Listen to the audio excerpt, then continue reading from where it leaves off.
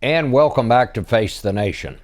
This Memorial Day comes as we mark the 40th anniversary of the fall of Saigon, which ended the Vietnam War, one of the most divisive conflicts in American history. More than 58,000 Americans died in that war.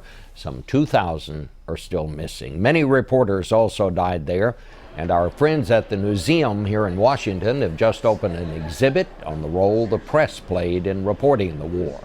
It's been dedicated to our late colleague, Bob Simon, who filed many reports from Vietnam. Well, to talk about it and the parallels to today's military conflicts, we've brought together some veteran Vietnam hands.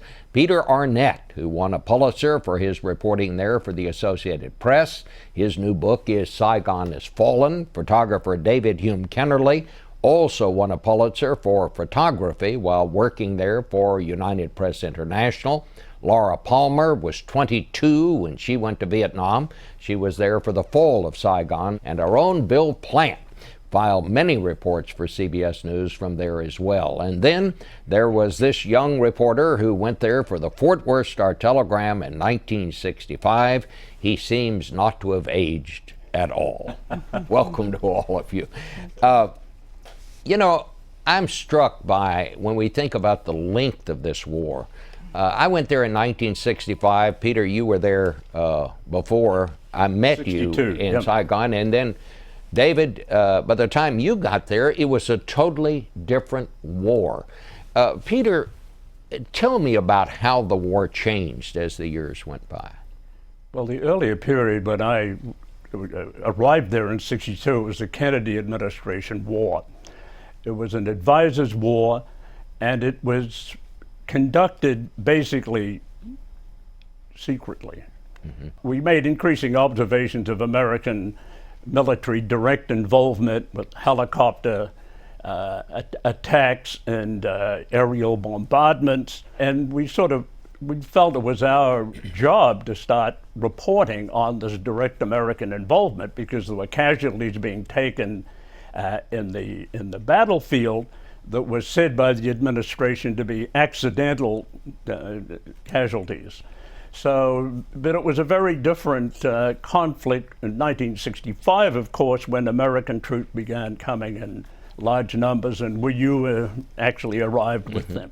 But as the war went on, in those very early days, most Americans really didn't know very much about what was happening there. By the time you got there, David, the country was very divided over the war, and there were demonstrations back here at home. Well, that's right. Our responsibility as photographers was to show what was happening to the people, whether it be the soldiers or locals. We have died doing that. I have heard you say, David, that a picture, and it was actually a picture taken by Mal Brown, may have been what caused President Kennedy to say, we need to try to do something to stop this. Well, yes, because it was a burning Buddhist monk, and he was protesting the fact that they were being persecuted by the Catholic government, really. If you look at the trajectory of photographs, through the Pulitzer Prizes or not, Eddie Adams' photo of General Luan shooting the guy in the head, to Nick Ut's photo of the little girl running down the road, the whole arc of the war is really captured in photographs, and they go right to your soul. Bill, you were there pretty early too. In fact, you were in and out of Vietnam over a pretty long period of time. When I first went there, Bob, in 1964, there were American advisors. We knew that they were helping out and sometimes actually fighting, but we basically bought the notion that they were there to help the South Vietnamese. And by the time I came back a second time in 1967, it was pretty apparent that the Americans were doing all the fighting and the South Vietnamese not doing much. And the other thing was that what we were seeing in the field didn't match what the government of the United States was saying, both in Saigon and in Washington. Lyndon Johnson was fighting a limited war, and they had to sell it to the American public as such, but you could just go on any battlefield or out in the country and see that the facts didn't match the story. So we got what they called the credibility gap. Our friend Morley Safer used to wear a badge that said, "I was ambushed." that credibility gap. And Laura, you were there at the fall of Saigon.